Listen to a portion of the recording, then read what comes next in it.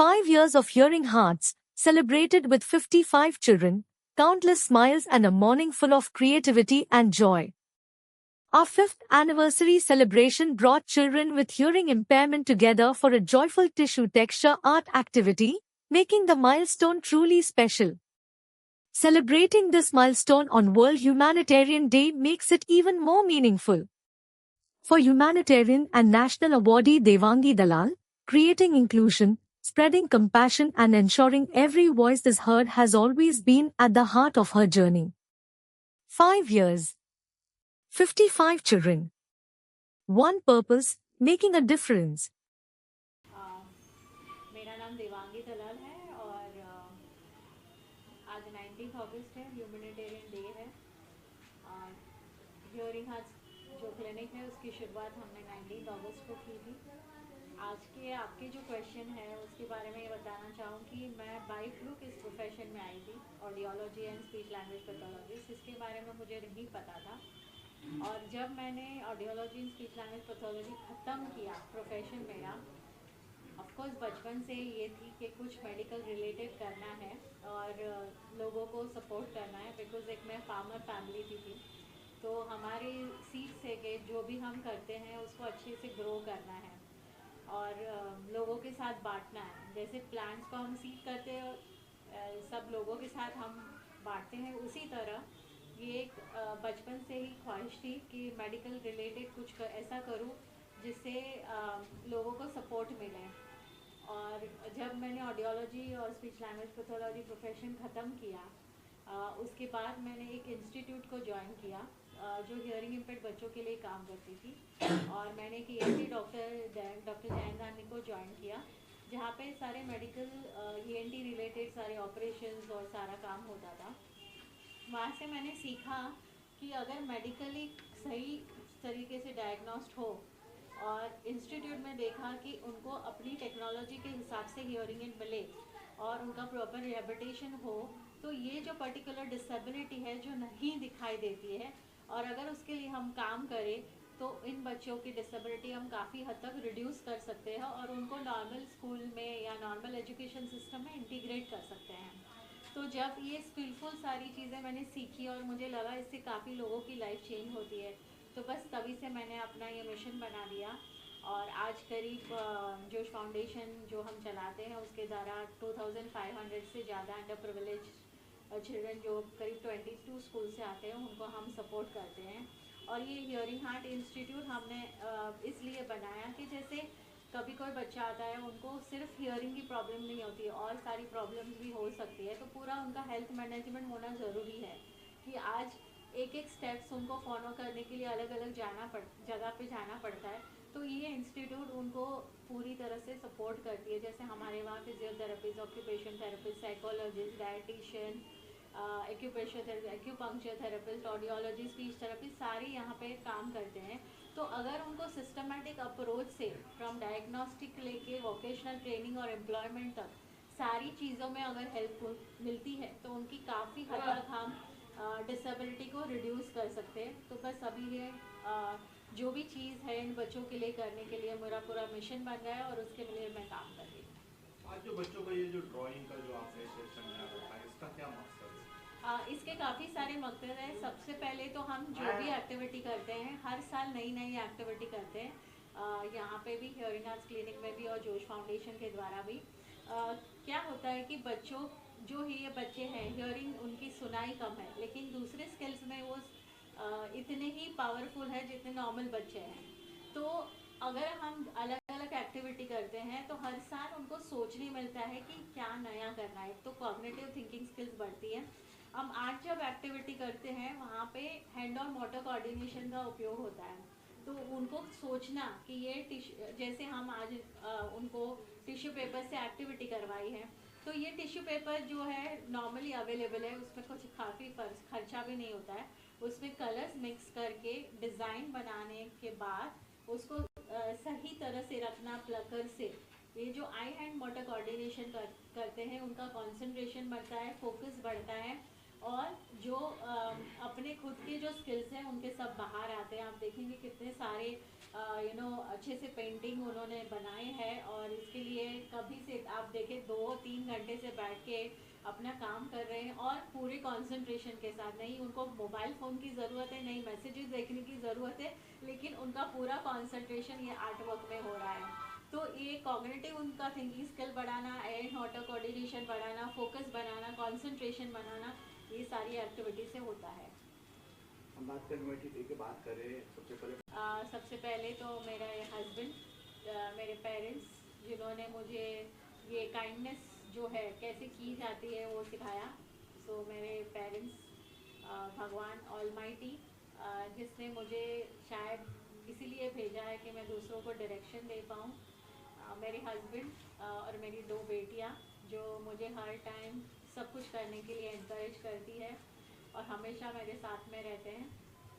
और of course जोश foundation में डॉक्टर जयंत गांधी, संदीप परीख जो हमारे ट्रस्टी है, उन्होंने भी काफ़ी सारा जो है काम में मदद किया हुआ है। और हियरिंग हेड्स की पूरी जो टीम है यहाँ पे, जो जोश फाउंडेशन में को पूरी ऑनररी सपोर्ट करती है, साथ में हमारे फिलेंथ्रोपिक डोनर्स, हमारे काफ़ी सारे पेशेंट्स जो हमारा प्रोग्रेस यहाँ पे देखते हैं और काफ़ी आगे आके हमको हेल्प करते हैं, सपोर्ट करते हैं।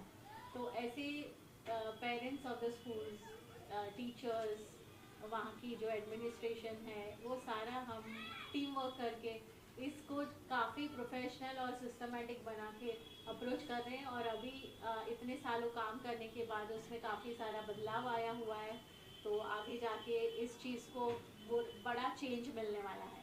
लास्ट में कोई मैसेज देना चाहते हैं वुमेन पावर का, पूरे हिंदुस्तान से क्या आपको कामयाबी मिला है, कैसे मिला, तो मैसेज? आज 19 अगस्त है, ह्यूमैनिटेरियन डे भी है। मेरे क्लिनिक के 5 साल पूरे हुए हैं और 5 साल जो यहाँ पे काम किया है और जोश फाउंडेशन में करीब 20 साल से ज़्यादा काम किया है और इस प्रोफेशन में 35 साल से ज़्यादा काम किया है। और इस सारी काम करने में मुझे एक ही चीज़ आती है कि सबको मदद करने के लिए हमें ही आगे बढ़ना पड़ेगा, कोई और नहीं आ सकता है। हम अगर साथ में मिलके करें तो काफ़ी सारा बदलाव ला सकते हैं। दूसरा, आप एक ह्यूमन बीइंग हो, आपको भी फैमिली की ज़रूरत है, तो फैमिली और प्रोफेशन को बैलेंस करना बहुत ज़रूरी है। और आप अगर खुश हो तो दूसरों को खुश रख सकते हो, तो अपनी खुशी के लिए भी जो करना है वो कर सकते हो। जैसे मैं भी डांसिंग करती हूँ, एक्सरसाइज करती हूँ, पेंटिंग करती हूँ, तो ये सब चीज़ें जो है अगर आप खुद करोगे तो आप दूसरों को इंस्पायर कर सकते हो। तो जो भी मुझे सुन रहे हैं और जो चाहते हैं कि हमें लाइफ को, जैसे ये ब्यूटीफुल कलर्स हैं यहाँ पे, लाइफ को ब्यूटीफुल बनानी है और लाइफ को ब्यूटीफुल बनाने के लिए हमसे ज़्यादा कोई अफोर्ड नहीं कर सकता है। मैंने इतना बस हो गया। राष्ट्रपति जो आपका अवार्ड आपने कभी अपील नहीं की है? हमने गवर्नमेंट से बातचीत की है और सबसे पहले जो सारे बच्चे अस्पताल से निकलते हैं उनकी सुनाई की टेस्ट होनी मैंडेटरी बहुत ज़रूरी है। जो आज 2004 से 80 कंट्रीज से ज़्यादा कंट्रीज़ में हो रहे हैं कि जहाँ पे अस्पताल में जो भी बच्चे का जन्म होता है, जैसे दूसरी स्क्रीनिंग होती है वैसे ही हियरिंग की भी स्क्रीनिंग होती है। और उनको अगर 6 महीने में उनकी सुनाई का जांच किया जाए और उनकी टेक्नोलॉजी के हिसाब से मशीन दिया जाए तो वो नॉर्मल के द्वारा ही ग्रो कर सकते हैं। तो एक तो गवर्नमेंट को हमने रिक्वेस्ट की है कि नॉर्मल बच्चों के साथ सारे बच्चों का हियरिंग स्क्रीनिंग सभी अस्पताल में होना ज़रूरी है। और जितने भी स्पेशल स्कूल है, करीब 450 से ज़्यादा स्पेशल स्कूल इंडिया में हैं, तो वो सारे 450 स्कूल्स के बच्चे, अगर सारे बच्चों को उनकी सुनाई के हिसाब से अच्छी टेक्नोलॉजी वाले हियरिंग एड दी जाए तो वो काफ़ी सारे स्कूलों में बदलाव लाया जा सकता है और उनको नॉर्मल स्कूल में इंटीग्रेट किया जा सकता है, जिससे और बच्चों को बेनिफिट मिले। आज पूरे इंडिया में 6.3% जो पॉपुलेशन है वो हियरिंग इम्पेयर्ड है, उसमें 40% चिल्ड्रन है, 60% एडल्ट है। पर आज 40% में से सिर्फ 10% को अच्छी ट्रीटमेंट मिल रही है। तो काफ़ी सारा काम गवर्नमेंट के साथ करना भी ज़रूरी है। हमारी बातचीत चल रही है, मैं पूरी अपनी तरफ से कोशिश कर रही हूँ उनको समझाने के लिए। एक बार शायद कंसेप्ट क्लियर हो जाएगा कि इन बच्चों को ये सारी चीज़ें सिस्टमेटिक करने से बेनिफिट हो रहा है, तो शायद काफ़ी चेंज बहुत जल्द आ सकता है। और उसके लिए हमने ऑलरेडी 2 फिल्म्स बनाई हुई है जो बहुत भविष्य में थिएटर्स में आएगी, जिसमें सारे बच्चे जो नियोनेटल स्क्रीनिंग करवाना ज़रूरी है, और जो डिजिटल टेक्नोलॉजी से जो बेनिफिट होते हैं, तो अर्ली मैटर्स और साउंड बेटर, ये ऐसे 2 फिल्म्स बनाई है जो थिएटर में आएगी अवेयरनेस के लिए। तो गवर्नमेंट के साथ उसके लिए भी बातचीत चल रही है। तो बहुत सारा एक साथ में काम के लिए अप्रोच किया गया है। शायद थोड़ा टाइम लगेगा पर ज़रूर हो जाएगा। मैम लास्ट फॉर जो बच्चा हमारे पास आते हैं तो सबसे पहले वो पेरेंट्स ऐसा बोलते हैं कि हमारे बच्चा सुन नहीं सकता है, तो हमारी पूरी टीम उनको सपोर्ट करके बताती है कि आपका बच्चा सुन नहीं रहा है वो मत देखो, आपका बच्चा कितना सुन रहा है वो देखो। आज 35 इयर्स में मैंने एक भी बच्चा ऐसा नहीं देखा है कि जिसको सुनाई नहीं देता है। उनको 5%, 10%, 15%, 20% सुनाई होती है। अगर उनकी सुनाई के हिसाब से, आज टेक्नोलॉजी ने काफ़ी सारा एडवांस किया हुआ है, जैसे आप इलेक्ट्रॉनिक मीडिया में देखो, सोशल मीडिया देखो, या फिर टीवी, स्मार्टफोन, सब जगह पे रिवॉल्यूशन आया है। उसी तरह रिवॉल्यूशन हियरिंग एड टेक्नोलॉजी में भी आया है, और हम उनकी सुनाई के हिसाब से अगर मशीन देते हैं उनकी ज़रूरियात के हिसाब से, तो वो अपनी ही तरह सुन पाते हैं। जैसे नॉर्मल पर्सन शायद 95-100% के बीच में सुनता है, टेक्नोलॉजी के द्वारा एटलीस्ट हम 80-85% उनको हेल्प कर सकते हैं। तो ये सारे जो बच्चे हैं अभी करीब 5-7 साल से हियरिंग एड अच्छे से पहन रहे हैं, पूरा टाइम पहन रहे हैं। अभी हमने पालघर की स्कूल को सपोर्ट किया, अराउंड 110 चिल्ड्रन थे वो जो पहले मशीन पहनते थे और अब जो मशीन पहन रहे हैं। हमारे सपोर्ट से हमने जो हमारे कॉर्पोरेट के द्वारा इन बच्चों को मदद की है, तो सारे 110 बच्चे हैं वो आप एक दूसरे के साथ बातचीत कर रहे हैं, सुन रहे हैं, सबको समझ रहे हैं, और स्कूल में पूरा बदलाव आया है। तो ये बदलाव लाने के लिए 5-10 बच्चों को साथ में मदद करके नहीं होने वाला है, उसके लिए पूरी स्कूल को बदलना ज़रूरी है।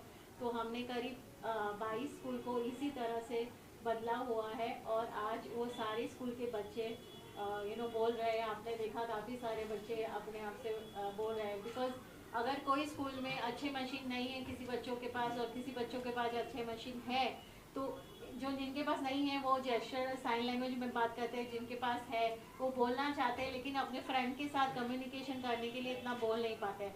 तो पूरे स्कूल को टेक्नोलॉजी देना ज़रूरी है। तो इसीलिए हम एक के बाद एक सारे स्कूलों को जोश फाउंडेशन के द्वारा मदद कर रहे हैं। मैम देखे जा रहे हैं कि आपके पास बच्चे काफ़ी सारे हैं। पति से सम्मान मिलने के लिए एक तो प्राउड फील हो रहा था, बहुत खुशी हो रही थी कि आज मैं कुछ सोसाइटी में बदलाव ला सकी, चेंज ला सकी, और इसके लिए मुझे गवर्नमेंट या राष्ट्रपति से इस काम के लिए सराहा गया। बट इसके साथ साथ आज मेरी रिस्पॉन्सिबिलिटी भी बढ़ गई है। आज नेशनल लेवल पे जब जाके आपको ये सम्मान मिलता है, individual with empowering hearing disability, तो ये डिसेबिलिटी में चेंज लाने के लिए मुझे अभी राष्ट्रीय अवार्ड मिलने के बाद और रिस्पॉन्सिबिलिटी लग रही है। और मैं चाहूँगी कि ये जो टाइटल मिला है या जो सम्मान मिला है, उस सम्मान के साथ साथ मैं इतना ज़्यादा हार्ड वर्क करूँ कि इन बच्चों के लिए पूरा जो चेंज लाना चाहती हूँ इंडिया में, सब लोगों के साथ मिलकर उसमें चेंज ला सकूँ। एक बात जब राष्ट्रपति अवार्ड लेने जाते हैं वहाँ पे बहुत डिसिप्लिन होती है, उनका एक मिनट का टाइम भी बहुत इम्पोर्टेंट होता है। तो हमें बताया गया था कि उनके पास जाना है और उनसे रिसीव करना है, वो हमने उन्होंने हमें विश किया और हमने थैंक यू बोला, बस उससे ज़्यादा हमारी कन्वर्सेशन नहीं है। तो अच्छी बात, मैं देश के लिए, पूरा हिंदुस्तान के लिए